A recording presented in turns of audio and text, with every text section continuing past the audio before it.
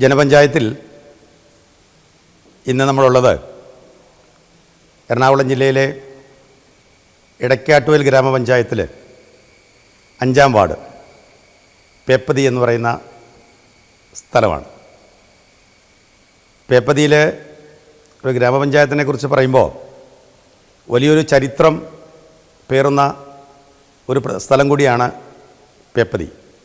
ചരിത്രമെന്ന് പറയുമ്പോൾ ഭാരതത്തിൻ്റെ ആധ്യാത്മിക മണ്ഡലത്തിൽ ഏറ്റവും വലിയ മാറ്റങ്ങൾക്ക് വേദിയായ സനാതനധർമ്മത്തിൻ്റെ സന്ദേശവാഹകൻ ആദി ശങ്കരാചാര്യരുടെ ജന്മസ്ഥലം, ആദി ശങ്കരാചാര്യരുടെ മാതാവ് ജനിച്ചു വളർന്ന ആദിശങ്കരന് ജന്മം നൽകിയ ചിന്മയ മിഷൻ്റെ തൊട്ടടുത്ത് ആണ് നമ്മളിരിക്കുന്നത്. അവിടെയാണ് ഇന്നത്തെ ജനപഞ്ചായത്തിന് തുടക്കം കുറിക്കുന്നത്.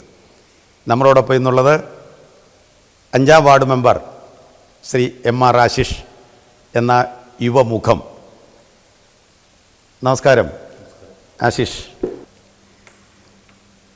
ഇടയ്ക്കാട്ടുവയൽ പഞ്ചായത്തിൽ 5-ാം വാർഡ് പേപ്പതി,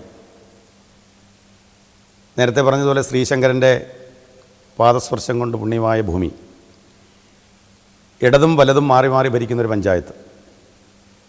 അവിടെ BJPയുടെ ഒരു പ്രതിനിധിയായി 2-ാം വട്ടവും ജയിച്ചു കയറുന്നു ഈ വാർഡിൽ. രാഷ്ട്രീയ പ്രവർത്തനത്തിലേക്ക് കടന്നു വന്ന സാഹചര്യം എന്താണ് ഇതിനെ സംബന്ധിച്ച് പറയാനുള്ളത്? ഞാൻ സ്കൂളിൽ പഠിക്കുമ്പോൾ തന്നെ വിദ്യാർത്ഥി രാഷ്ട്രീയത്തിലൂടെ ABVP പ്രവർത്തിച്ച് പിന്നീട് 18-ാമത്തെ വയസ്സിൽ യുവമോർച്ചയുടെ പിറവം നിയോജകമണ്ഡലം സെക്രട്ടറി, പ്രസിഡന്റ്, എറണാകുളം ജില്ലാ വൈസ് പ്രസിഡന്റ്, ജില്ലാ ജനറൽ സെക്രട്ടറി, 21-ാമത്തെ വയസ്സിൽ യുവമോർച്ചയുടെ എറണാകുളം ജില്ലാ പ്രസിഡന്റായി 6 വർഷത്തോളം പ്രവർത്തിച്ചു. അതിനുശേഷമാണ് സംസ്ഥാന സമിതി അംഗമായിരിക്കുന്ന സമയത്താണ് 2010 പഞ്ചായത്ത് തെരഞ്ഞെടുപ്പിനെ നേരിടുന്നത്. സ്വാഭാവികമായിട്ടും പൊതുരംഗത്ത് പ്രവർത്തിക്കുമ്പോൾ ജനപ്രതിനിധി ആവുക എന്നുള്ളത് ഏതോ ഒരു പൊതുപ്രവർത്തകൻ്റെയും ഒരു സ്വപ്നമാണ്.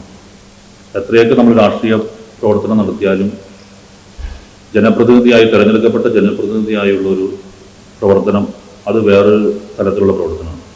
അതിനുവേണ്ടി നമ്മൾ അക്ഷീണം പരിശ്രമിക്കുകയും 2010 തെരഞ്ഞെടുപ്പിനെ നേരിടുകയും ഇവിടെ LDFൻ്റെയും UDFൻ്റെയും സിറ്റിംഗ് മെമ്പർമാരെയാണ് ഞാൻ പരാജയപ്പെടുത്തിയത്. 2010 ആദ്യത്തെ തെരഞ്ഞെടുപ്പിൽ ഒരാൾ ഗ്രാമപഞ്ചായത്ത് വൈസ് പ്രസിഡൻ്റായിരുന്നു, LDFൻ്റെ സ്ഥാനാർത്ഥി ഗ്രാമപഞ്ചായത്ത് വൈസ് പ്രസിഡൻ്റായിരുന്നു, UDFൻ്റെ സ്ഥാനാർത്ഥി ഗ്രാമപഞ്ചായത്ത് മെമ്പറായിരുന്നു, കോൺഗ്രസിൻ്റെ മണ്ഡലം പ്രസിഡൻ്റായിരുന്നു. അങ്ങനെ 2 ശക്തരായ സ്ഥാനാർത്ഥികളെയാണ് പരാജയപ്പെടുത്തിക്കൊണ്ട് ഒരിക്കലും പ്രതീക്ഷിക്കാതെ 2010 ഇവിടെ വിജയക്കൊടി പാറിച്ചത്. അന്ന് തന്നെ മറ്റ് എതിർ സ്ഥാനാർത്ഥികൾ പേപ്പതിയിൽ നടന്നൊരു പൊതുസമ്മേളനത്തിൽ, തെരഞ്ഞെടുപ്പ് സമ്മേളനത്തിൽ പിറവത്തെ തന്നെ രാഷ്ട്രീയത്തിൻ്റെ അധികായനായിട്ട് TM ജേക്കബ് സാറ് പ്രസംഗിച്ചത് ഇവിടെ BJP ജയിക്കുമെന്നുള്ളൊരു പ്രചരണം നടക്കുന്നുണ്ട് പേപ്പതിയിൽ. ഒരുപക്ഷെ സൂര്യൻ പടിഞ്ഞാറ് ഉദിക്കുമായിരിക്കും, പക്ഷേ പേപ്പതിയിൽ BJP ജയിക്കില്ല എന്നാണ് അദ്ദേഹം അസന്നിഗ്ധമായി അവിടെ പ്രസംഗത്തിൽ പറഞ്ഞത്.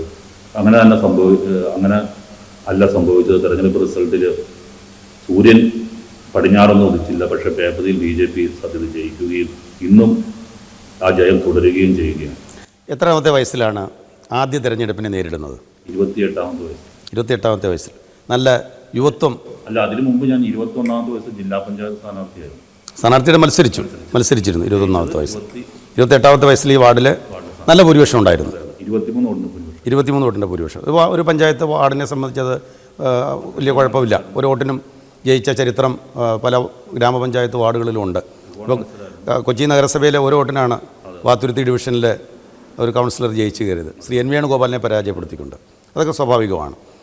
രാഷ്ട്രീയ രംഗത്തിപ്പം എന്തെങ്കിലും ചുമതലയുണ്ടോ പാർട്ടിയിൽ? ഇപ്പോൾ ഈ ഭാരതീയ ജനതാ പാർട്ടി സംസ്ഥാന കൗൺസിൽ അംഗം വരെ എത്തി നിൽക്കുകയാണ്. ഇടതു വലത് മുന്നണികൾക്ക് വളരെ ശക്തമായ വേരോട്ടമുള്ളൊരു മണ്ണാണ് ഈ ഇടയ്ക്കാട്ടുവയൽ ഗ്രാമപഞ്ചായത്ത്. കാലങ്ങളായിട്ട് ഇടതും വലതും മാറി മാറി ഭരിച്ചിരുന്ന സ്ഥലത്ത് BJP ജയിച്ചു വരിക എന്ന് പറയുന്നത് ഒരു പലർക്കും അത്ഭുതമായിരിക്കാം രാഷ്ട്രീയ രംഗത്ത്. അന്നത്തെ കാലത്ത്, ഇന്നതല്ല, ഇന്ന് കാലം മാറിയിരിക്കുന്നു, കാലഘട്ടം മാറിയിരിക്കുന്നു. അപ്പോൾ അങ്ങനെയുള്ളൊരു സമയത്ത് തെരഞ്ഞെടുപ്പിന് മത്സരിക്കാൻ വേണ്ടി ഇറങ്ങിയപ്പോൾ ജയിക്കുമെന്നുള്ള പ്രതീക്ഷയുണ്ടായിരുന്നു?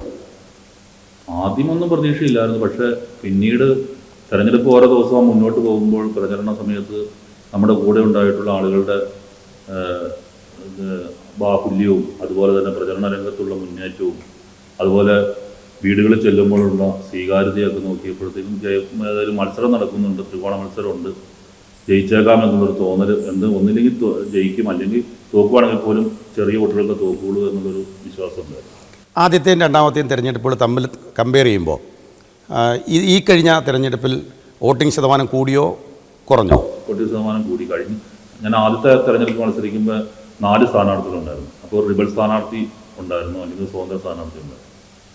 അദ്ദേഹം കുറച്ച് വോട്ട് പിടിച്ചിരുന്നു. പക്ഷേ ഇത്തവണ വന്നപ്പോൾ ത്രികോണ മത്സരമായിരുന്നു നേരിട്ട്. അപ്പോൾ വോട്ട് കൂടുതൽ പിടിക്കേണ്ട ആവശ്യമുണ്ടായിരുന്നു. ആ വോട്ട് അങ്ങനെ അതുപോലെ തന്നെ കൂടുതൽ കിട്ടി. ഈ ആശിഷ് മെമ്പറായി ജയിച്ച് വരുന്നതിന് മുമ്പുള്ളൊരു കാലഘട്ടം ഈ വാർഡിൻ്റെ പൊതുവായിട്ടൊരവസ്ഥ എന്തായിരുന്നു? ഈ വാർഡിനോട് 2 മുന്നണികളുടെ, അതിപ്പോൾ സിറ്റിംഗ് മെമ്പർ വരെ പരാജയപ്പെടുക എന്ന് പറഞ്ഞു കഴിഞ്ഞാൽ സാധാരണ സിറ്റിംഗ് മെമ്പർമാർ പരാജയപ്പെടണമെങ്കിൽ അത്രയ്ക്ക് ആളുകൾക്ക് ഉപകാരം ചെയ്യാത്തതുകൊണ്ടായിരിക്കും. അതിന് ഒരു അവഗണനയുടെ ഇതിലായിരുന്നു ഈ വാർഡ്. കാരണം മണൽ, അതുപോലെ തന്നെ റോഡ്, ഇതിലെല്ലാം ഈ വാർഡിനോട് ഒരു വലിയൊരു അവഗണന. മെമ്പർമാർ ഇങ്ങോട്ട് തിരിഞ്ഞു നോക്കാത്തൊരവസ്ഥ ഉണ്ടായിരുന്നു. ആ ഇതുമായി ബന്ധപ്പെട്ടുകൊണ്ട് വികസന കാര്യങ്ങളിൽ ഈ വാർഡിനെ മാറ്റി നിർത്തിയിരിക്കുന്നൊരവസ്ഥയായിരുന്നു. അതിപ്പോൾ ബാക്കിയുള്ള വാർഡുകളിലും നമുക്കിപ്പോൾ നോക്കിയാൽ അങ്ങനെ തന്നെ കാണാൻ സാധിക്കും. കാരണം മെമ്പർമാർ എത്ര രീതിയിൽ ആ വാർഡിനോട് ശ്രദ്ധ ചെലുത്തുന്നോ അവിടെയാണ് വികസനം ഉണ്ടാവുകയുള്ളൂ, അല്ലെങ്കിൽ അവിടെയാണ് ജനങ്ങൾ കൂടി നിൽക്കുകയുള്ളൂ. സിറ്റി മെമ്പർമാർ പരാജയപ്പെടണമെങ്കിൽ അവർ ഒരു കാരണവശാലും ആ വാർഡിനെ ശ്രദ്ധ കേന്ദ്രീകരിച്ചിരുന്നില്ല എന്നുള്ളതുകൊണ്ട് മാത്രമാണ് സിറ്റി മെമ്പർമാർ. ഈ പാർട്ടി BJP ചിഹ്നത്തിൽ, താമര ചിഹ്നത്തിൽ തന്നെ മത്സരിച്ചു. പക്ഷേ ആശിഷിനെ പോലൊരാളിനോട് നാട്ടുകാർക്കുള്ള ഒരു വ്യക്തിപരമായൊരു സൗഹൃദവും അടുപ്പവും ഒരു യുവാവെന്നുള്ള പരിഗണനയും അല്ലേ പാർട്ടിയേക്കാൾ ഉപരിയായി വിജയത്തിലേക്ക് എത്തിച്ച ഒരു ഘടകം എന്ന് പറയാൻ സാധിക്കുമോ? വ്യക്തിപരമായും തെരഞ്ഞെടുപ്പിനെ സംബന്ധിച്ചിടത്തോളം ഈ ഗ്രാമപഞ്ചായത്ത് തെരഞ്ഞെടുപ്പ് എല്ലാവർക്കും അറിയാവുന്നതുപോലെ വ്യക്തി കേന്ദ്രീകൃതവും കൂടിയാണ്.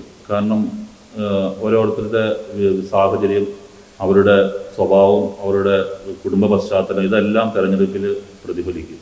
ഇപ്പോൾ ചേട്ടൻ നേരത്തെ സൂചിപ്പിച്ച പോലെ ആശിഷ് എന്ന് പറഞ്ഞ പേര് പറയാൻ പോലും ചിലപ്പോൾ നമുക്ക് ഒരു സാധാരണക്കാർക്ക് പെട്ടെന്ന് മനസ്സിലാവില്ലാത്തൊരു കാലഘട്ടത്തിലായിരുന്നു ഞാൻ 2010 മത്സരിക്കുന്നത്. അതുപോലെ തന്നെ താമര ചിഹ്നത്തിൽ 100 വോട്ട് പോലും തികച്ചു കിട്ടാത്ത വാർഡുകൾ, ബൂത്തുകളായിരുന്നു. ഇപ്പോൾ ഈ കിഴക്കൻ മേഖല, എറണാകുളം ജില്ലയിലെ കിഴക്കൻ മേഖലയാണിത്. ഇത് കേരള കോൺഗ്രസുകളുടെ ഒരു ന്യൂനപക്ഷ കേന്ദ്രീകൃതമായ രാഷ്ട്രീയം നടക്കുന്ന ഒരു സ്ഥലമാണ്.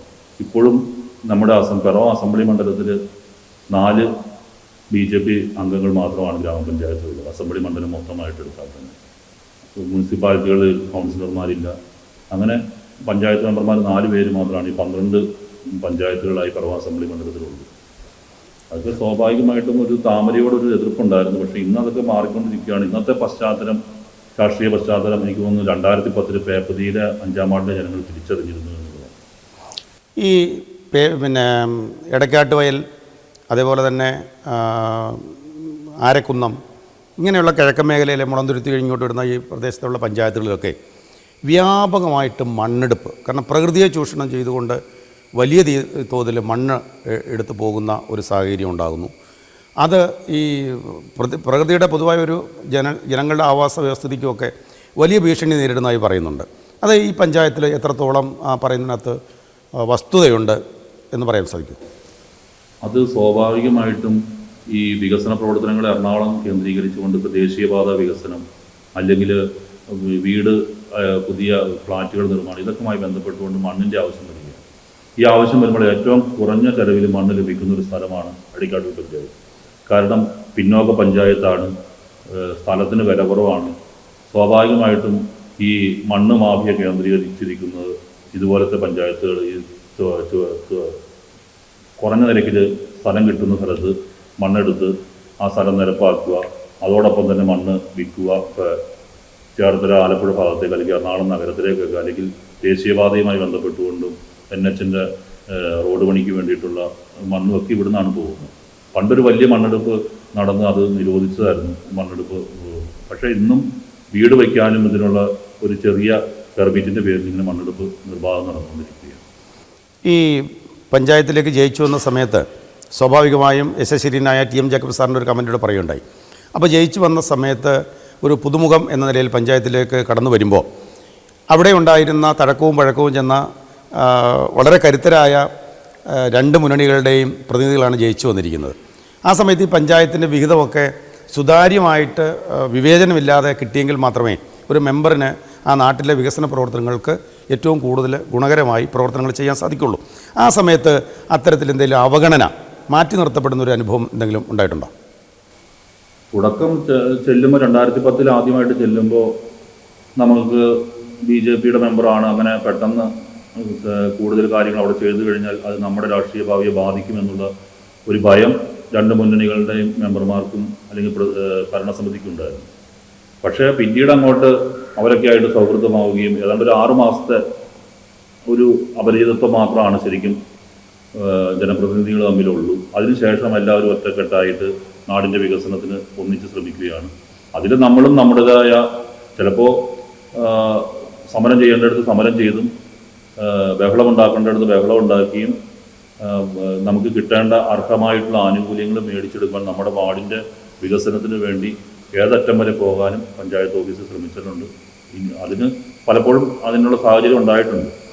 നമ്മളിപ്പോൾ ഒരു ഗ്രാമപഞ്ചായത്തിൽ ഒരു വാർഡെന്ന് പറയുമ്പോൾ ഒരു രാജ്യത്തിൻ്റെ ഏത് തലം നോക്കിയാലും ഇപ്പോൾ വാർഡ് മെമ്പർ തുടങ്ങി പാർലമെൻറ്റേറിയൻ വരെയുള്ള ആ ഒരു സംവിധാനത്തിൽ ഒരു വാർഡ് മെമ്പർക്കാണ് താഴെത്തട്ടിലുള്ള ജനങ്ങളുമായിട്ട് ഏറ്റവും അടുത്തിടപഴകാൻ കിട്ടുന്നൊരവസരം.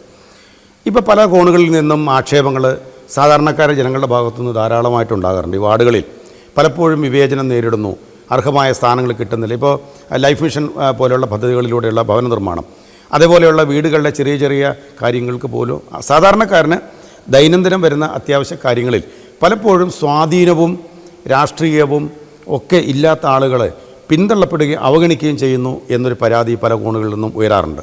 ഇവിടെ അങ്ങനെ ഒരു സാഹചര്യം ഉണ്ടോ? ഇവിടെ ഞാൻ മെമ്പറാകുന്നതിന് മുമ്പ് വരെ ഞാൻ നേരത്തെ സൂചിപ്പിച്ച പോലെ ഒരു അവഗണന ഉണ്ടായിരുന്നു. ഞാൻ ചെന്നതിന് ശേഷം ഈ വാർദ്ധക്യകാല വിധവാ പെൻഷനുകളും ഈ സാമൂഹ്യ സുരക്ഷാ പെൻഷനുകൾ അതിനു വേണ്ടി തന്നെയായിട്ട് ഒരു അദാലത്ത് നടത്തുകയും ഏതാണ്ട് എല്ലാ വർഷവും ഇവിടെ 60 വയസ്സ് കഴിഞ്ഞ് അർഹരായിട്ടുള്ള മുഴുവൻ ആളുകൾക്കും എനിക്ക് അഭിമാനത്തോടുകൂടി പറയാൻ സാധിക്കും പെൻഷൻ വാങ്ങിക്കൊടുക്കാൻ സാധിച്ചിട്ടുണ്ട്. അത് നമ്മുടെ ഈ പ്രവർത്തനത്തിൻ്റെ ഒരു വലിയ മുതൽക്കൂട്ടാണ്. ഈ തെരഞ്ഞെടുപ്പ് തുടർ തെരഞ്ഞെടുപ്പ് വിജയങ്ങളിൽ നമ്മളെ സഹായിച്ചൊരു ഘടകമാണ്. അതുപോലെ തന്നെ ഈ മണൽ പാസ് കിട്ടുവാനൊക്കെ അന്നത്തെ കാലത്ത് വളരെ ബുദ്ധിമുട്ടായിരുന്നു. പക്ഷേ ഇന്ന് പിന്നീട് അങ്ങോട്ട് മെമ്പറായിരുന്ന കാലഘട്ടത്തിൽ പരമാവധി ആളുകൾക്ക് ഏറ്റവും ശബ്ദം കുറഞ്ഞവരുടെ ശബ്ദമാവുക എന്നുള്ളതായിരുന്നു എൻ്റെ പ്രവർത്തനത്തിലെ ഏറ്റവും ആദ്യത്തെ പടി. അതായത് ഏറ്റവും പാവപ്പെട്ടവർക്ക്, ഇപ്പോൾ നേരത്തെ സൂചിപ്പിച്ചതുപോലെ ലൈഫ് മിഷനിലെ വീടുകൾ, ഈ വാർഡിലെ ഓട് മേഞ്ഞ വീടുകൾ മുഴുവൻ തന്നെ ലൈഫ് മിഷനിൽ പെടുത്തിക്കൊണ്ട് ഏതാണ്ട് 90-99% ഇപ്പോൾ 1-2 വീടുകൾ മാത്രമാണ് ഈ ചെറിയ വീടുകളുള്ളൂ. ബാക്കി അത് അവരുടെ സ്ഥലത്തിൻ്റെ ചില പ്രശ്നങ്ങളൊക്കെ കാരണമാണ്, ഈ ആധാരത്തിൻ്റെയൊക്കെ പ്രശ്നങ്ങൾ കാരണമാണ്. അല്ലെങ്കിൽ അവർക്കും കൂടി ഉൾപ്പെടുത്തിക്കൊണ്ട് എനിക്ക് തോന്നുന്നു സമ്പൂർണ്ണമായിട്ട് ഭവനരഹിതരായിട്ടുള്ള മുഴുവൻ ആളുകൾക്കും വീട് അതുപോലെ തന്നെ ലൈഫ് മിഷനിൽ പെടുത്തുവാനും ഒക്കെ സാധിച്ചിട്ടുണ്ട്. ഈ രണ്ടാമത്തെ ടൈമും വന്നു. ഇനിയും 1.5 വർഷമാണ് അടുത്ത തിരഞ്ഞെടുപ്പിന്. 1.5 വർഷം ചില്ലറയുണ്ട്. അടുത്ത തിരഞ്ഞെടുപ്പിലേക്ക് നീങ്ങുകയാണ്. ഇടക്കാട്ടുവൽ പഞ്ചായത്തിൽ നിന്ന് അടുത്ത തിരഞ്ഞെടുപ്പിൽ ഇപ്പോൾ കുറച്ച് മുമ്പ് പറഞ്ഞു, ഈ പഞ്ചായത്തിൽ ഈ കഴിഞ്ഞ പാർലമെൻറ്റ് തിരഞ്ഞെടുപ്പ് നടന്ന സമയത്ത് ധാരാളം വാർഡുകളിൽ മുന്നോട്ട് കയറി വന്നിട്ടുണ്ട്. 1ാം സ്ഥാനവും 2ാം സ്ഥാനമൊക്കെ വന്നിട്ടുണ്ടെന്ന് പറയുന്നു. അടുത്ത തിരഞ്ഞെടുപ്പിൽ, പഞ്ചായത്ത് തിരഞ്ഞെടുപ്പിൽ എത്ര മെമ്പർമാരെ വിജയിപ്പിച്ചെടുക്കാം എന്ന് ആത്മവിശ്വാസമുണ്ട്? ഇപ്പോഴത്തെ നിലയ്ക്ക് കേരളത്തിലുണ്ടാകുന്ന രാഷ്ട്രീയ മുന്നേറ്റം വെച്ച് നോക്കുമ്പോൾ അടുത്ത തെരഞ്ഞെടുപ്പോടുകൂടി ഈ പഞ്ചായത്ത് BJP ഭരിക്കുമെന്നാണ് വിശ്വാസം. അതിനുള്ള പ്രവർത്തനമാണ് നടത്തിക്കൊണ്ടിരിക്കുന്നത്. നിരന്തരം പൊതുപ്രവർത്തന രംഗത്ത് സജീവമായി നിൽക്കുകയും ഈ വാർഡിനെ തന്നെ ഒരു മാതൃകാ വാർഡായി കാണിച്ചുകൊണ്ട് ബാക്കിയുള്ള വാർഡുകളിൽ നിന്ന് BJPക്ക് മെമ്പർമാരെ വിജയിപ്പിക്കാനുള്ള ഒരു ശ്രമമാണ് നടത്തുന്നത്. ഈ വാർഡിൽ താങ്കൾ മെമ്പറായ ശേഷം നടപ്പിലാക്കി ഏറ്റവും ജനകീയമായ അഭിമാനകരമായ ഒരു പദ്ധതിയെക്കുറിച്ചൊന്ന് പറയാമോ? ഏറ്റവും പ്രധാനപ്പെട്ട ഒരു എടുത്തു പറയത്തക്ക ഒരു കാര്യം,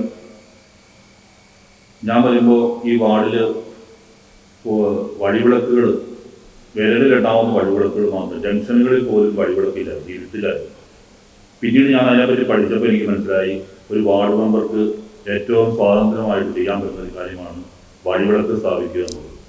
അപ്പോൾ അതിനു വേണ്ടിയിട്ട് ബോധപൂർവമായിട്ടുള്ള ശ്രമം നടത്തുകയും എല്ലാ പോസ്റ്റിലും വഴിവിളക്ക് സ്ഥാപിക്കുകയും ഏതാണ്ട് 5 മിനിമാസ് ലൈറ്റുകൾ ഉള്ള ഒരു വാർഡാണ് നമ്മുടെ വാർഡ്. അങ്ങനെ എന്തുകൊണ്ടും ഒരു വഴിവെളിച്ചം ഇന്ന് ഇരുട്ടില്ലാത്തൊരു വാർഡാണ്, പ്രകാശപൂർണമായ ഒരു വാർഡാണ് നമ്മുടെ വാർഡ്. അതിൽ യാതൊരു തർക്കമില്ല. ഓക്കെ. ഇപ്പോൾ ഭാരതീയ ജനതാ പാർട്ടി കേരളത്തിൽ ഈ കഴിഞ്ഞ പാർലമെൻറ്റ് തെരഞ്ഞെടുപ്പിൽ വലിയ മുന്നേറ്റമാണ്, രാഷ്ട്രീയ നിരീക്ഷകരെയും ഒക്കെ വിദഗ്ധന്മാരെയൊക്കെ ഞെട്ടിച്ചുകൊണ്ടാണ് പാർട്ടിയുടെ മുന്നേറ്റം ഇവിടെ ഉണ്ടായത്. അതിനെക്കുറിച്ച് എങ്ങനെയാണ് ഒന്ന് വിലയിരുത്തുന്നത്? അത് മാറുന്ന കേരള രാഷ്ട്രീയമാണ്. ഏതായാലും ജനങ്ങൾ 2 മുന്നണികളെയും വെറുത്തു കഴിഞ്ഞു. ഒരാൾ ജയിച്ചു കഴിഞ്ഞാൽ ഉണ്ടാകുന്ന മാറ്റം ജനം മനസ്സിലാക്കാൻ പോവുകയാണ്. ഇനി പാർലമെന്റിലേക്ക് BJP അക്കൗണ്ട് തുറന്നതോടുകൂടി BJPയുടെ ഒരു പ്രതിനിധി തെരഞ്ഞെടുക്കപ്പെട്ട് കഴിഞ്ഞാൽ ഉണ്ടാകുന്ന മാറ്റം ജനങ്ങൾ അറിയാൻ പോവുകയാണ്. സ്വാഭാവികമായിട്ടും അത് വരുന്ന തെരഞ്ഞെടുപ്പുകളിൽ പ്രതിഫലിക്കും. ഇപ്പോൾ നമുക്കറിയാം, കഴിഞ്ഞ തെരഞ്ഞെടുപ്പുകളിലൊക്കെ ചുണ്ടിനും കപ്പിനും ഇടയിലാണ് BJP പ്രതിനിധികൾ പരാജയപ്പെട്ടുകൊണ്ടിരുന്നത്. അന്നൊക്കെ പരാജയപ്പെടുന്നു, ഒരാൾ ജയിക്കില്ലാത്തൊരു പക്ഷേ ഇന്ന് BJP ജയിക്കുന്ന പാർട്ടിയായി മാറി. അത് ഭാവി കേരളത്തിന് ശോഭനമായിട്ടുള്ള ഒരു ദേശീയ രാഷ്ട്രീയത്തിൻ്റെ മുഖ്യധാരയിലേക്ക് നമ്മുടെ കേരളവും മാറുന്നതിൻ്റെ വളരെ സുബോധാത്മകമായിട്ടൊരു സൂചനയാണ്.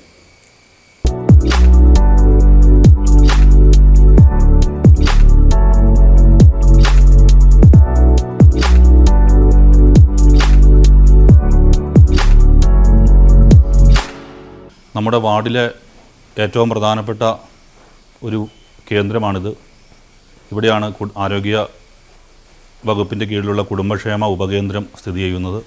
ഇതിപ്പോൾ നവീകരിച്ചിട്ടുണ്ട്, കേന്ദ്ര ഫണ്ട് ഉപയോഗിച്ചുകൊണ്ടാണ്. അതുപോലെ തന്നെ തൊട്ടപ്പുറത്താണ് അങ്കണവാടി ഞാൻ മെമ്പറായിട്ട് വരുമ്പോൾ ഒരു ഇടിഞ്ഞു പൊളിഞ്ഞൊരു കെട്ടിടമായിരുന്നു. പക്ഷേ അന്ന് തന്നെ അത് ബ്ലോക്ക് പഞ്ചായത്തിൻ്റെ ഫണ്ട് ഉപയോഗിച്ചുകൊണ്ട് ആ ആദ്യത്തെ ടൈമിൽ തന്നെ നല്ല രീതിയിൽ ഹാളായിട്ടും അതുപോലെ തന്നെ പരിഷ്കരിച്ച് പണിയാൻ സാധിച്ചു. അതുപോലെ തന്നെ തൊട്ടിപ്പുറത്താണ് മാതൃശിശു സംരക്ഷണ കേന്ദ്രം.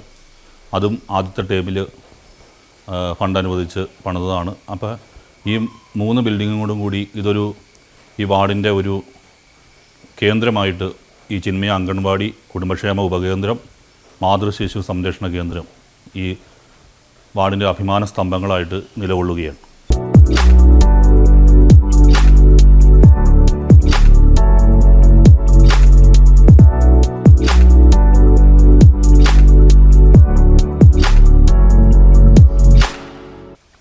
അപ്പോൾ ഇനിയിപ്പോൾ എന്തായാലും ഒരു 1.5 വർഷം കഴിയുമ്പോൾ വീണ്ടും തിരഞ്ഞെടുപ്പിലേക്ക് വരികയാണ്.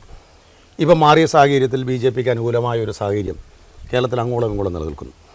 അപ്പോൾ എന്തായാലും താങ്കൾ പറഞ്ഞതുപോലെ അടുത്ത തെരഞ്ഞെടുപ്പിൽ എടക്കാട്ടുവയൽ ഗ്രാമപഞ്ചായത്ത് BJP ഭരിക്കണമെന്നാണ് താങ്കളുടെ ആഗ്രഹവും പാർട്ടിയുടെ ആഗ്രഹവും. അതെ.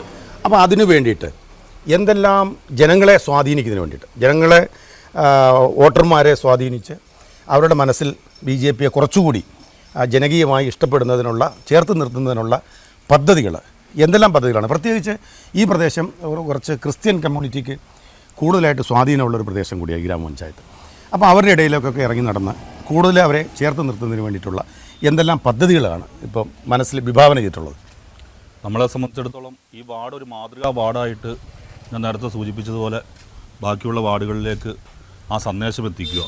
അതിലേറ്റവും പ്രധാനപ്പെട്ട ഒരു കാര്യം ഈ വാർഡിൻ്റെ സമഗ്ര വികസനം, ആ വികസനം മറ്റു വാർഡുകൾക്ക് മാതൃകയാക്കുന്ന രീതിയിലേക്ക് മാറ്റിയെടുക്കുക. ഇപ്പോൾ അടുത്ത ദിവസം തന്നെ നമ്മുടെ പേപ്പതിയിലെ പഞ്ചായത്തിൻ്റെ വെയിറ്റ് ഷെഡ് അത് സ്വകാര്യ പങ്കാളിത്തത്തോടു കൂടി ചിന്മയ ഇൻ്റർനാഷണൽ ഫൗണ്ടേഷൻ നമുക്ക് 30 ലക്ഷം രൂപ അനുവദിച്ചിട്ടുണ്ട്. അത് പുതുക്കി പണിയാൻ പോവുകയാണ്. ഒരു വലിയ ഷോപ്പിംഗ് കോംപ്ലക്സായി പേപ്പതിയിലെ വെയിറ്റ് ഷെഡ് ജീർണാവസ്ഥയിലായിരുന്നു. അത് ഒരു എടക്കാട്ടുൽ പഞ്ചായത്തിൻ്റെ ഒരു അഭിമാന പദ്ധതിയായിട്ട് അത് ഏറ്റെടുത്തിരിക്കുകയാണ്. അതുപോലെ തന്നെയുള്ള നേരത്തെ സൂചിപ്പിച്ചതുപോലെ ജനവിഭാഗങ്ങളോടുള്ള സമീപനം, എല്ലാവർക്കും അർഹതപ്പെട്ട ആനുകൂല്യങ്ങൾ പഞ്ചായത്തിൽ നിന്ന് വാങ്ങിച്ചു കൊടുത്തുകൊണ്ട് നമ്മുടെ ഒരു വാർഡ് മെമ്പർക്ക് നിർവഹിക്കേണ്ട കടമ മുഴുവൻ നിറവേറ്റുക, അതാണ് ലക്ഷ്യം. ആ ലക്ഷ്യം പൂർത്തീകരിച്ചു കഴിഞ്ഞാൽ തന്നെ ബാക്കിയുള്ള വാർഡുകളിലേക്കും ആ സന്ദേശം എത്തും. ആ സന്ദേശത്തിനൊപ്പം BJP ജയിച്ചാൽ ഉണ്ടാകുന്ന മാറ്റം എല്ലാവരും ഈ വാർഡിലൂടെ കണ്ടറിഞ്ഞതാണ്. അത് ബാക്കിയുള്ള വാർഡിലേക്ക് കൂടി എത്തിച്ച് വിജയിക്കുക എന്നുള്ളതാണ് ഈ തെരഞ്ഞെടുപ്പിലെ ലക്ഷ്യം. മുൻകാലങ്ങളിലൊക്കെ ന്യൂനപക്ഷ വിഭാഗങ്ങൾ, കേരളത്തിലെ ന്യൂനപക്ഷ മതവിഭാഗങ്ങൾ എപ്പോഴും BJPയുടെ ഒരു അയിത്തം കൽപ്പിച്ച് മാറ്റി നിർത്തിയിരുന്നൊരു സാഹചര്യമാണ് നമ്മൾ കണ്ടിട്ടുള്ളത്. ഇത്തവണ അതിനകത്ത് കുറച്ച് മാറ്റം വന്നിട്ടുണ്ട്. അതിൽ ഈ പ്രദേശം, ഈ പഞ്ചായത്തിനെ സംബന്ധിച്ചും ഈ പ്രദേശത്തെ സംബന്ധിച്ചും അതിന് ആ മാറ്റം വന്നതിനെ കുറച്ചുകൂടി അവരെ വിശ്വാസത്തിലെടുക്കാൻ വേണ്ടിയിട്ട് നേതൃത്വം എന്തെങ്കിലും നിർദ്ദേശം തരികയോ അത്തരം എന്തെങ്കിലും പദ്ധതികൾ ആവിഷ്കരിക്കുകയോ ചെയ്തിട്ടുണ്ടോ? നമ്മൾ നേരത്തെ തന്നെ ന്യൂനപക്ഷ വിഭാഗവുമായിട്ട് ശക്തമായിട്ടുള്ള, ഇപ്പോൾ എൻ്റെ തെരഞ്ഞെടുപ്പിൽ തന്നെ ഞാൻ പഞ്ചായത്ത് തെരഞ്ഞെടുപ്പിൽ മത്സരിക്കുമ്പോൾ എൻ്റെ തെരഞ്ഞെടുപ്പ് കമ്മിറ്റിയുടെ ചെയർമാൻ തന്നെ ഇവിടുത്തെ ഒരു പള്ളിയിലെ പുരോഹിതനായിരുന്നു, പള്ളി വികാരിയായിരുന്നു. അങ്ങനെ എല്ലാം കൊണ്ടും ഇവിടെ ന്യൂനപക്ഷങ്ങളെ വിശ്വാസത്തിലെടുത്തുകൊണ്ടാണ് മുന്നോട്ട് പോകുന്നത്. വരും ദിവസങ്ങളിലും മാറിയ രാഷ്ട്രീയ സാഹചര്യത്തിൽ കൂടുതലായി ഇവിടുത്തെ സഭാ തർക്കങ്ങളൊക്കെ പരിഹരിച്ചുകൊണ്ട് ആ സഭകളുടെ കാര്യങ്ങളിലേക്ക് കടന്നു ചെന്നുകൊണ്ട് അവരുടെ നിത്യപ്രശ്നങ്ങളിൽ ഇടപെട്ടുകൊണ്ട് അവരുടെ നേതൃത്വത്തിൻ്റെയൊക്കെ വിശ്വാസ്യത നേടിയെടുത്തുകൊണ്ട് അവരുടെ സ്ഥാപനങ്ങൾക്ക് വേണ്ട സഹായമെല്ലാം എത്തിച്ചുകൊണ്ട് നമ്മൾ അവരുടെ വിശ്വാസം നേടിയെടുക്കാൻ ശ്രമിച്ചുകൊണ്ടിരിക്കുകയാണ്. ഏതെങ്കിലും പദ്ധതികൾ ഇപ്പോൾ മുടങ്ങിക്കിടക്കുന്നുണ്ട്? ഈ പഞ്ചായത്തിലെ പ്രധാനപ്പെട്ട പദ്ധതികൾ മുടങ്ങിക്കിടന്നിട്ട് അതിനെ കൊണ്ടുവരുന്നതിന്, തിരിച്ച് കൊണ്ടുവരുന്നതിനും ആ പദ്ധതി പൂർത്തിയാക്കുന്നതിന് വേണ്ടിയിട്ട് അങ്ങനെ എന്തെങ്കിലും മുടങ്ങിക്കിടക്കുന്ന ജനങ്ങൾ ഇഷ്ടപ്പെട്ടിരുന്നൊരു പദ്ധതി നടപ്പിലാക്കാതെ പോയതായിട്ട് എന്തെങ്കിലും പറയാനുണ്ടോ? 2-3 പദ്ധതികളുണ്ട്, അത് എടുത്തു പറയാത്ത. ഒന്ന്, കേന്ദ്രീയ വിദ്യാലയം നമ്മുടെ എടക്കാട്ടുവയലിന് നമ്മുടെ വാജ്പേയി ഗവൺമെൻറ്റിൻ്റെ കാലത്ത് അനുവദിച്ചതായിരുന്നു. പക്ഷേ അത് നിർഭാഗ്യം കൊണ്ട് ഇവിടെ സ്ഥലം കണ്ടെത്താനൊന്നും സാധിക്കാതെ ഇവിടെ നിന്ന് അടുത്ത ജില്ലയായ കോട്ടയം ജില്ലയിലേക്ക് പോവുകയും കടുത്തുരുത്തിയിലേക്ക് ആ കേന്ദ്രീയ വിദ്യാലയം മാറിപ്പോകുന്നൊരു സാഹചര്യം പഞ്ചായത്തിന് നഷ്ടപ്പെടുകയും ചെയ്തു. അത് എങ്ങനെയെങ്കിലും അങ്ങനെയുള്ളൊരു വലിയ കേന്ദ്ര സർക്കാരിൻ്റെ ഒരു പദ്ധതി നമ്മുടെ പഞ്ചായത്തിലേക്ക് വന്നാൽ മാത്രമാണ് ഒരു അവികസിതമായിട്ടുള്ള ഈ പഞ്ചായത്ത് ഒരു മുഖ്യധാര വികസനത്തിലേക്ക് വരികയുള്ളൂ. അതിനുള്ള ശക്തമായ ശ്രമം കേന്ദ്ര സർക്കാരുമായി ബന്ധപ്പെട്ടുകൊണ്ടും ഇപ്പോഴത്തെ കേന്ദ്രമന്ത്രിമാരുമായി ബന്ധപ്പെട്ടുകൊണ്ടും അതുപോലെ തന്നെ ഈ നമ്മുടെ വെളിയനാട് ആദിശങ്കര നിലയം, ശങ്കരാചാര്യരുടെ സ്മരണ നിലനിർത്തുന്ന ഒരു വലിയ ഒരു പ്രൊജക്റ്റ് കേന്ദ്ര സർക്കാരിൻ്റെ ഭാഗത്തു നിന്ന് ഉണ്ടാകണമെന്ന് അഭ്യർത്ഥിച്ച് നിരന്തരം നമ്മൾ നിവേദനം കൊടുക്കുന്നുണ്ട്. ഏതായാലും അത് അനുകൂലമായിട്ടുള്ള ഇപ്പോഴത്തെ മാറിയ സാഹചര്യത്തിൽ ഉണ്ടാകുമെന്ന് വിശ്വസിക്കുന്നു. അതിനുള്ള ശ്രമങ്ങളും ബോധപൂർവമായി നടത്തിക്കൊണ്ടിരിക്കുകയാണ്. എന്തായാലും ഈ ഗ്രാമപഞ്ചായത്ത് വളരെ എറണാകുളം ജില്ലയുടെ കിഴക്കൻ മേഖലയിലെ അതിമനോഹരമായൊരു ഗ്രാമമാണ് എടക്കാട്ടുവയൽ ഗ്രാമപഞ്ചായത്ത്. സാധാരണക്കാരായ ജനങ്ങൾ, കർഷകരും കർഷക തൊഴിലാളികളും ഒക്കെ തിങ്ങിപ്പാർക്കുന്ന ഒരു പ്രദേശം, അതിമനോഹരമായൊരു സ്ഥലം. കൃഷിക്കാരെ കൊണ്ട് സമൃദ്ധമാണ്, കൃഷിയെ കൊണ്ട് സമൃദ്ധമാണ് ഈ പഞ്ചായത്ത്. ആ പഞ്ചായത്തിൽ ഭാരതീയ ജനതാ പാർട്ടിക്ക് ഒരു അഡ്രസ്സ് ഉണ്ടാക്കി കൊടുത്ത ആദ്യമായി ഒരു ജനപ്രതിനിധിയെ സമ്മാനിച്ച വ്യക്തിത്വമാണ് ശ്രീ M. ആശിഷ്. ആശിഷ് ഇന്ന് നമ്മളോടൊപ്പം ഉണ്ടായി. എന്തായാലും ആശിഷിന് ഒത്തിരിയേറെ സ്വപ്നങ്ങളുണ്ട്. അടുത്ത തിരഞ്ഞെടുപ്പിൽ ഈ ഗ്രാമപഞ്ചായത്തിൻ്റെ ഭരണം BJPയുടെ കൈകളിലേക്ക് എത്തിക്കണമെന്നാണ് അദ്ദേഹം ആഗ്രഹിക്കുന്നത്. അതിൻ്റെ പ്രയത്നത്തിലാണ്. അതിനുവേണ്ട എല്ലാവിധമായ ഭാവുകങ്ങളും ചാനൽ 91 അദ്ദേഹത്തിന് നേരുകയാണ്. നന്ദി, നമസ്കാരം, സന്തോഷം.